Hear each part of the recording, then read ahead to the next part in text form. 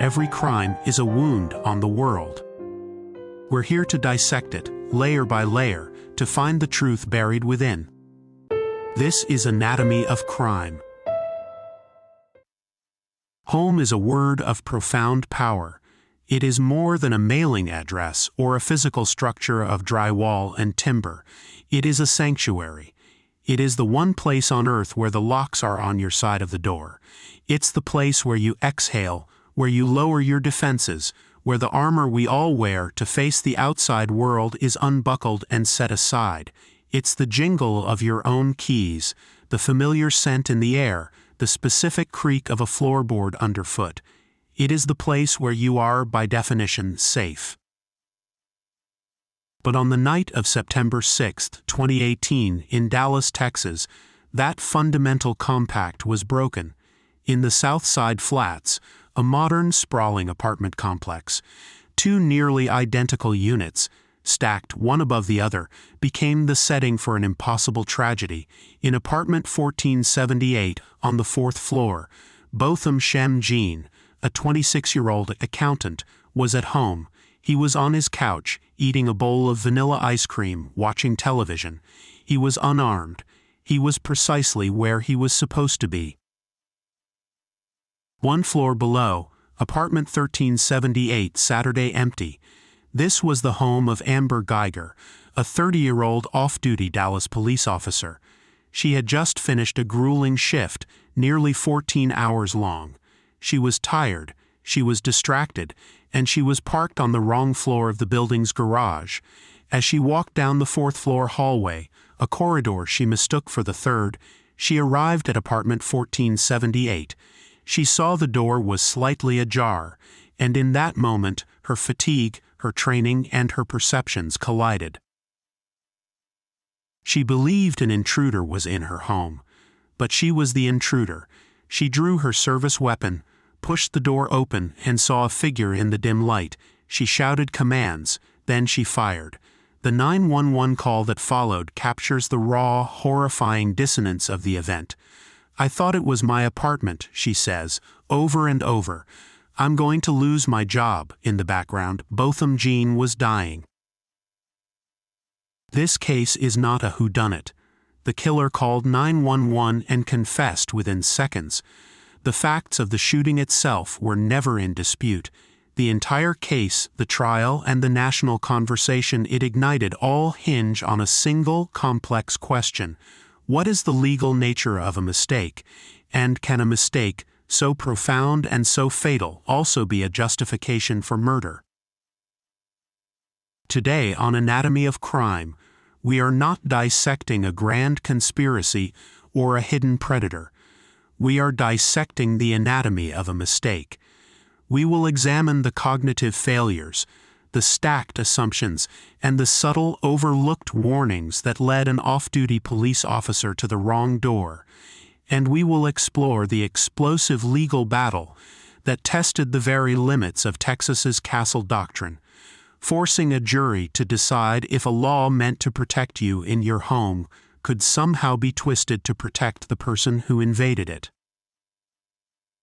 To understand the depth of the tragedy, we must first understand the life that was taken. Botham Jean was not just a silhouette in a dark apartment. He was a son, a brother, and a leader, known to everyone as Bo. He was born on the Caribbean island of St. Lucia, a place of vibrant color and tight-knit communities.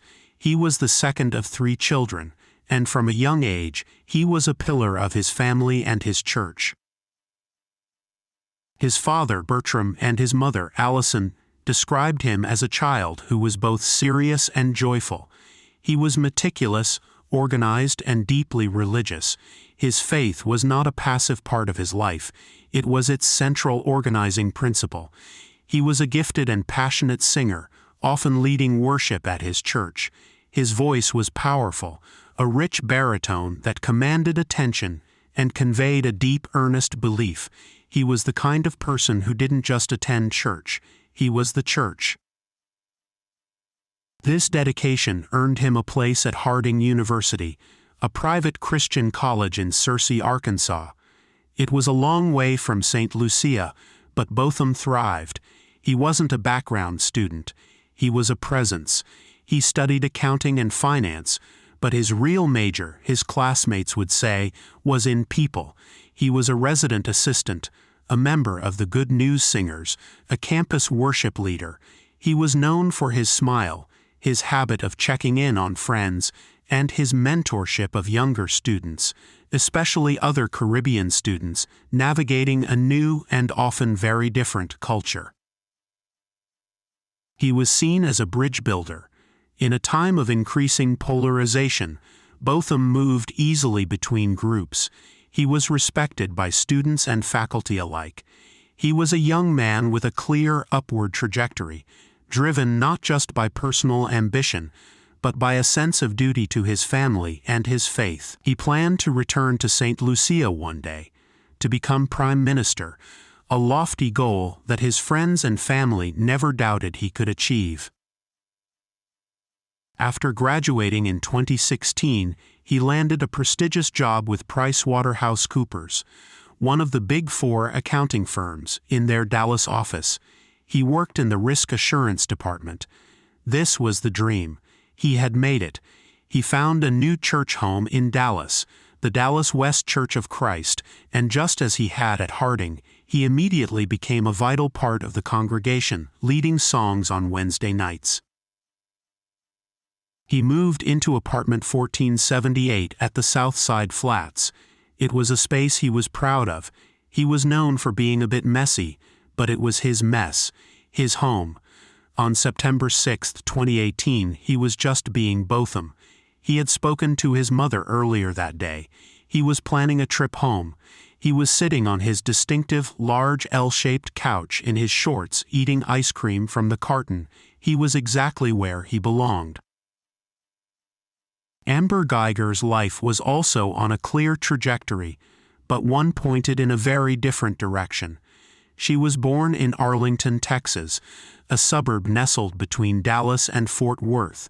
She was 30 years old at the time of the shooting, and she had been a member of the Dallas Police Department for nearly 5 years.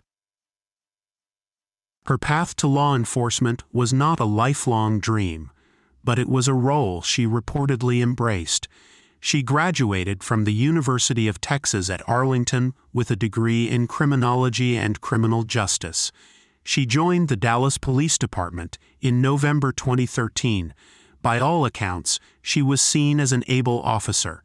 She had received positive evaluations and was part of the department's crime response team, a proactive unit that targeted high-crime areas.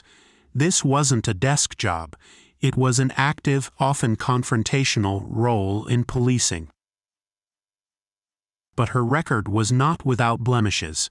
In 2017, she was involved in another shooting. While on duty, she shot a man, Uvaldo Perez, in the abdomen after he allegedly took her taser during a struggle. That shooting was ultimately ruled as justified by a grand jury, and she faced no internal discipline. The incident, however, paints a picture of an officer engaged in the high-stakes, violent end of police work. She had moved into apartment 1378 at the Southside Flats in July 2018, just a few months before the shooting. The complex was popular with young professionals, including other police officers. Her apartment, 1378, was on the 3rd floor. It was directly beneath Botham Jean's apartment, 1478. The layouts were identical, a fact that would become a central, confounding pillar of the case. On the day of the shooting, Guyger was working an overtime shift. It was a long, demanding day. By the time she clocked out, she had been on duty for 13 hours and 40 minutes. This level of fatigue is a critical component of the story. Cognitive science tells us that extreme tiredness severely impairs judgment, perception, and an individual's ability to process new information. It creates a kind of tunnel vision, where the brain, desperate to reach its destination, relies on autopilot. But she wasn't just tired. She was also distracted. This would become the prosecution's most damaging line of inquiry. In the minutes leading up to the shooting, Amber Guyger was engaged in a running, sexually explicit text message conversation with her police partner, Martin Rivera. Rivera was also her occasional lover. Their text exchange that day was detailed, with plans for a rendezvous later that night. She was still texting him as she parked her car in the apartment garage. And here, the cascade of errors begins. The first mistake. She parked on the 4th floor of the garage. Her floor was the 3rd. The garage levels were not clearly marked. It was an easy mistake to make, one that other residents later testified to making themselves, but it was the first domino. Believing she was on the 3rd floor, she walked from the garage into the building's hallway. The hallway on the 4th floor was identical to the hallway on the 3rd. The same carpet, the same lighting, the same apartment doors. She walked down the long corridor, past other doors, until she arrived at the one she believed was hers, apartment 1478, Botham Jean's home.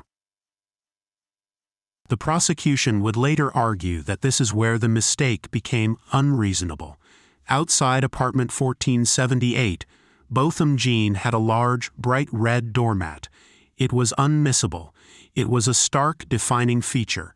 Amber Guyger's apartment 1378, one floor below, had no doormat at all. Guyger, by her own admission, missed it entirely. She was on the phone with Martin Rivera as she arrived at the door. Their call ended just as she was attempting to enter. She tried to use her electronic key fob. It didn't work. Because the door was not hers, the fob would have flashed red, denying access. But Botham Jean's door had a known tragic flaw. Its locking mechanism was faulty. It often failed to latch completely, leaving the door slightly ajar and unlocked. In Guyger's mind, the failed key fob and the slightly open door combined to mean one thing: someone was in her apartment. She later testified that she heard shuffling inside. She drew her service weapon, her training kicking in, but in the worst possible way. She pushed the door open. The apartment was dark. She saw a figure, what she described as a large silhouette, moving toward her. She shouted, "Let me see your hands, let me see your hands," and then, believing this was a burglar in her home, she fired her handgun twice. One bullet missed, lodging in the wall behind the couch. The other bullet struck Botham Jean in the chest. It was a devastating, fatal wound.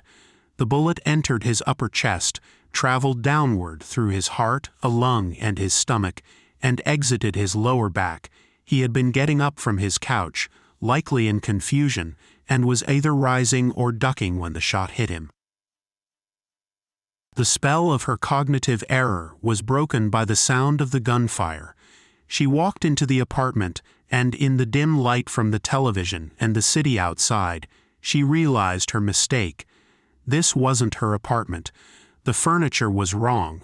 The layout was the same, but the life inside it was completely different, and the man on the floor, dying, was a stranger.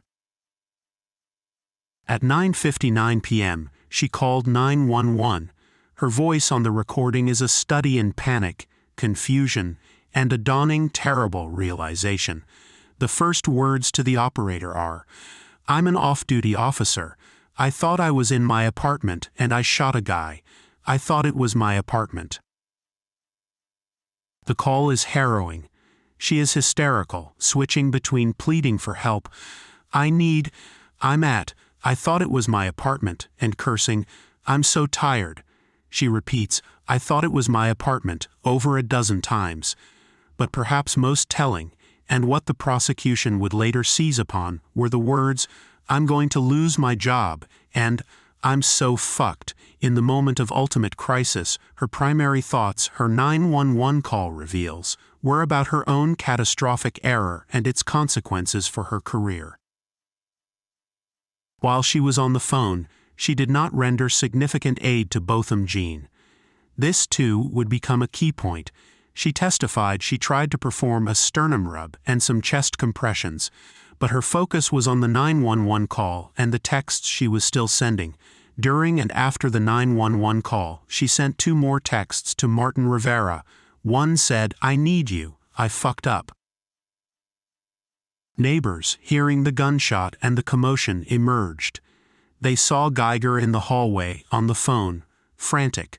They saw the open door of 1478. Paramedics and other police officers arrived within minutes. Body camera footage from the first responding officers shows the surreal, tragic scene. Botham Jean, mortally wounded, on the floor of his own home. Amber Guyger, in the hallway, telling her story. "I thought it was my apartment. I thought he was an intruder. The door was ajar." Botham Jean was rushed to Baylor University Medical Center. He was pronounced dead shortly after arrival. The investigation began almost immediately, and it was fraught with controversy from the first hour. Given that the suspect was a Dallas Police Department officer, the DPD made the decision to hand the investigation over to the Texas Rangers, the state-level agency, to avoid a conflict of interest. This was a standard and correct procedure. However, the handling of Amber Guyger at the scene raised immediate questions. She was not treated like a typical homicide suspect. She was allowed to leave the scene. She was not immediately arrested or charged. She was taken to be interviewed, but the public, watching the story explode on social media, saw a stark difference in how a white police officer who had just killed an unarmed black man was being treated. It took 72 hours, 3 full days, for the Texas Rangers to issue an arrest warrant. On September 9th, Amber Guyger turned herself in. She was charged with manslaughter, a second-degree felony, and was released on a $300,000 bond less than an hour later. The charge of manslaughter, which in Texas implies a person recklessly caused a death, felt to many like a gross understatement of the crime. Botham Jean's family and a large segment of the public demanded a murder charge. This would require the prosecution to prove she intended to kill, not just that she was reckless. The case was taken on by the Dallas County District Attorney's Office, led by Faith Johnson at the time and later by John Creuzot. The pressure was immense. In November 2018, a grand jury was convened to review the evidence. They returned an indictment not for manslaughter, but for murder. This was a critical legal escalation. The prosecution's theory was now set. Amber Guyger may have been mistaken about who she was killing, but she was not mistaken in her intent to kill. When she pulled that trigger, she did so with the specific intent to end the life of the person she saw as a threat. Under Texas law, this transferred intent was sufficient for a murder charge. The stage was set for one of the most closely watched trials in recent history. The trial of Amber Guyger began in September 2019, just over a year after Botham Jean's death. The prosecution team was led by Jason Hermes, a sharp, methodical prosecutor who understood that his entire case rested on one word: reasonable. The defense, led by attorney Toby Shook, had a difficult but clear strategy. They would not and could not dispute the facts. Instead, they would lean heavily on a combination of two powerful legal concepts: mistake of fact and the Castle Doctrine. Let's break these down, because they are the absolute core of the case's anatomy. The Castle Doctrine, enshrined in Texas Penal Code 9.31 and 9.32, is a robust stand-your-ground law. It states that a person is justified in using deadly force against another if they reasonably believe the force is necessary to protect themselves from an intruder's use of unlawful deadly force. Crucially, in your own home, you have no duty to retreat. Your home is your castle, and you can defend it. The second concept, Mistake of Fact from Penal Code 8.02 states that it is a defense to prosecution if a person, through a mistake, formed a reasonable belief about a fact, and that mistaken belief would have justified their actions. The defense's argument was an audacious piece of legal architecture. They argued that Amber Guyger, due to fatigue and the identical nature of the building, made a genuine and reasonable mistake. She reasonably believed she was in apartment 1378. Because she held that reasonable belief, she reasonably believed Botham Jean was an intruder in her home, and because she reasonably believed he was an intruder, her use of deadly force was justified under the Castle Doctrine. In essence, they were attempting to move the legal protection of the Castle Doctrine from her actual apartment 1378 to Botham Jean's apartment 1478, based purely on her state of mind.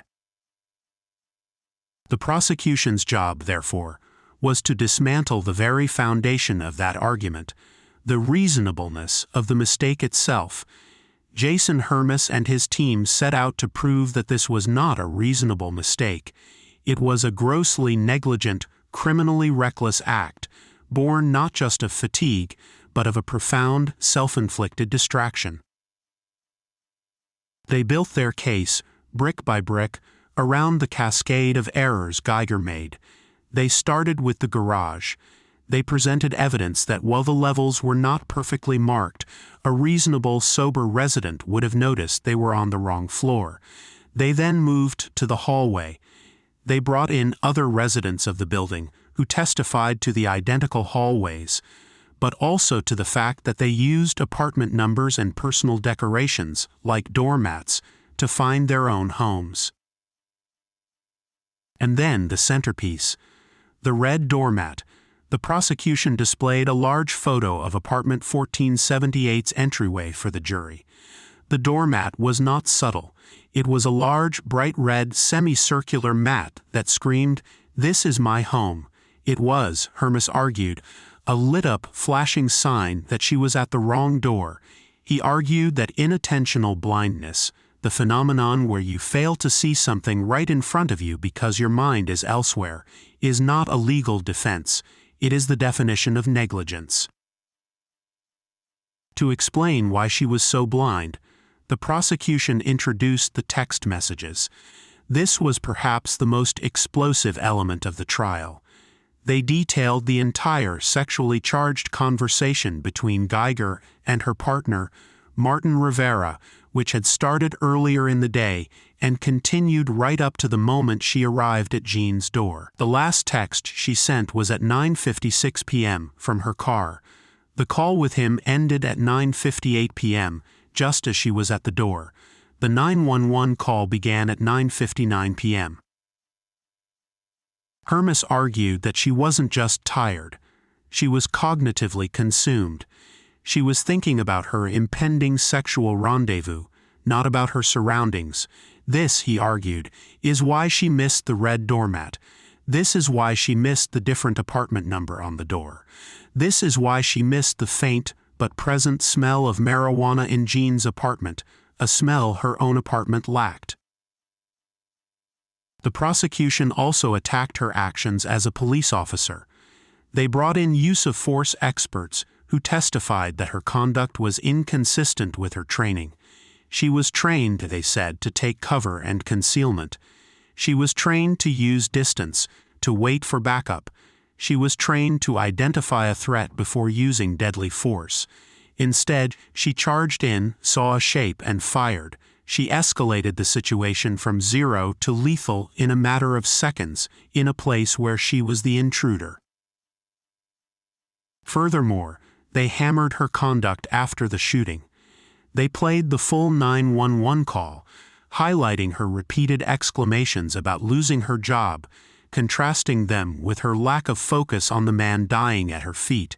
They pointed out that she texted Rivera after shooting Jean, but before the 911 call had even ended. Her actions, they argued, were not those of a person who made a tragic, reasonable mistake, but of someone who had just committed a criminal act and was focused on the personal consequences. When Amber Guyger took the stand in her own defense, it was a moment of high drama. She wept. She apologized. She told the jury she was so sorry. She testified about her fear, about seeing a silhouette and believing her life was in danger.